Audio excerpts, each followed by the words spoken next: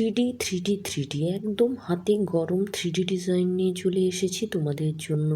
কাজটা দেখে মনে হচ্ছে বাবা কি বিশাল কঠিন কাজ, কিন্তু একবার পুরো ভিডিওটা দেখো তাহলে বুঝতে পারবে কাজটা কিন্তু খুব একটা কঠিন নয়। দেখতে যতটা কঠিন মনে হচ্ছে, করতে কিন্তু তার থেকে অনেকটাই সহজ।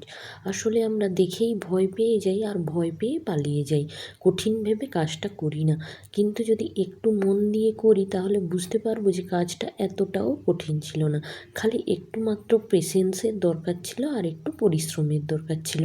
ওই একটু পেশেন্স আর একটু পরিশ্রম দিলেই কাজটা হয়ে যেত। কিন্তু যেহেতু দেখে মনে হয়েছে খুব কঠিন, তাই আমরা আর সেইটার ধার দিয়েও যাই না। সেই রকম হয়েছে এই ফুলটার ক্ষেত্রেও।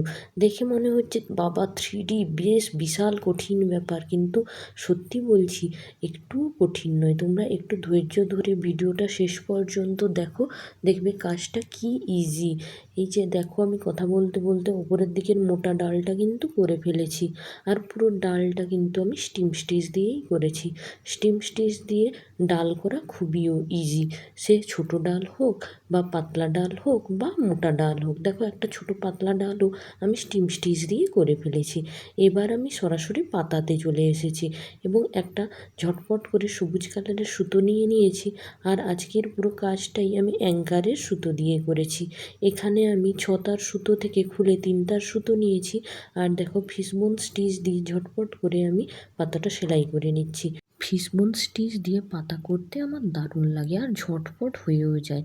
আর ফিশবোন স্টিচটা ভালো হয়েছে আর ঠিকঠাক হয়েছে কি করে বুঝবে বলো তো? দেখো, আমি যখন পাতা সেলাই করছি, পাতার মাঝখানে দেখো একটা সিঁতির মতো পড়ে যাচ্ছে। যখন ওই সিঁতিটা পুরো সমান্তরালে হবে, তখন ভাববে যে তোমার সেলাইটা একদম পারফেক্ট হয়েছে। কিন্তু যখনই ওই সিঁতির মতো অংশটা একই সরল রেখায় না হয়ে এদিক ওদিক চলে যাবে, তখন ভাববে তোমার সেলাইটাও এদিক ওদিক চলে যাচ্ছে। তোমাকেও প্রচুর প্র্যাকটিস করতে হবে সেলাইটা ঠিক করার জন্য। এরপরে দেখো, আমি একটা ব্রাউন কালারের সুতো নিয়ে ওই যে পাতাটা করেছি তার দুদিকে বর্ডার দিয়ে নিচ্ছি। আর এই স্টিম স্টিচ একটা কাজের স্টিচ। দেখো, আমি ডাল করলাম স্টিম স্টিচ দিয়ে, কত সুন্দর হয়েছে। আবার পাতার বর্ডারও দিচ্ছি ওই একই স্টিম স্টিচ দিয়ে, সেটাও কত সুন্দর ফুটেছে। দেখো, পাতাটাতে একটা থ্রিডি লুক এসেছে। আর আমি আজকে এখানে অ্যাঙ্কারের সুতো দিয়ে কাজ করেছি। পাতাটা সেলাই করে নেওয়ার পর আমি চলে এসেছি একটা ছোট্ট ডাল করতে। আর ডালটা পুরোটাই ছোট ছোট ফুলের কুঁড়ি দিয়ে ভর্তি। এই ছোট ছোট কুঁড়িগুলো কিন্তু আমি লেজি ডেজি স্টিচ দিয়ে করছি। এই লেজি ডেজি স্টিচ দিয়ে এই ছোটো ছোটো কুঁড়ি করলে আমার তো দেখতে ভালোই লাগে। আর যদি তা হয় গোলাপি কালারের, তাহলে তো আর বলতেই হবে না, যেন মন একদম ভরেই যায়। একদম যেন মনে হচ্ছে দেখো আমি রঙের রাজ্যে বিচরণ করছি। কত রং, গোলাপি, সবুজ, তারপরে ব্রাউন। গোলাপি কালারটা দিয়েই আমি প্রায় পুরো ফুলের কাজটা করেছি। এবার দেখো, আমি নিচের দিকে ছোট ছোট পাতাগুলো সেলাই করতে চলে এসেছি। সব পাতা তো আর বড় হয় না, কিছু পাতা বড় হয় আর কিছু পাতা একদম ছোট ছোট হয়, কচি পাতা যাকে বলে বেবি লিফ। আমি এখন সেই বেবি লিফগুলোই সেলাই করে নিচ্ছি। বেবি লিফগুলো সেলাই করা হয়ে গেলে আমি মেন ফুলে চলে যাব। প্রথমে ফুলে যে 5টা পাপড়ি করেছি, ওই পাপড়ি অনুযায়ী আমি 5টা প্রথমে লেজি ডেজি স্টিচ দিয়ে পাপড়ি করে নেব। দেখো, আমি পাপড়িগুলো লেজি ডেজি স্টিচ দিয়ে করে নিচ্ছি। তারপরের ধাপে কিন্তু এর ওপরে আমি থ্রিডি ডিজাইন করব।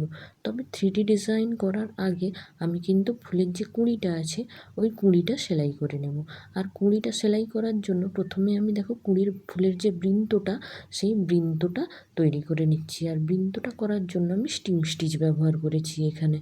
আর একই সবুজ কালারের সুতো দিয়েই কিন্তু আমি বৃন্তটা সেলাই করে নিচ্ছি সবার আগে।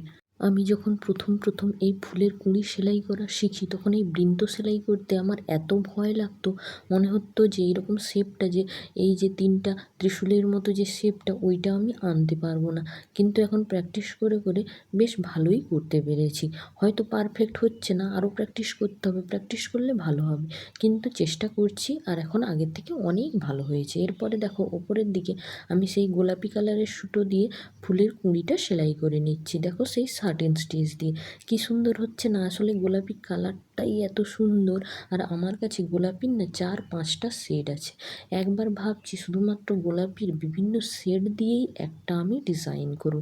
এরপর দেখো, কুঁড়িটা সেলাই হয়ে গেলে আমি কিন্তু 3D ফ্লাওয়ারটা করতে চলে এসেছি। দেখো এরকম যে লেজি টেজি স্টিচটা করেছিলাম তার সুতোর মাঝখান দিয়ে দেখো এরকম সুতো পেঁচিয়ে পেঁচিয়ে দেখো একদিকের পাপড়িটা করলাম, আবার আরেক দিয়ে সুতো তুলে আবার লেজি টেজি স্টিচের ভেতরে দিয়ে আবার দেখো এইভাবে সুতো ঢুকিয়ে ঢুকিয়ে 5টা কিংবা 6টা এরকম সেলাই দিয়ে এরকম সুতো পেঁচিয়ে পেঁচিয়ে দেখো আবার অন্য দিকটাও হয়ে গেল।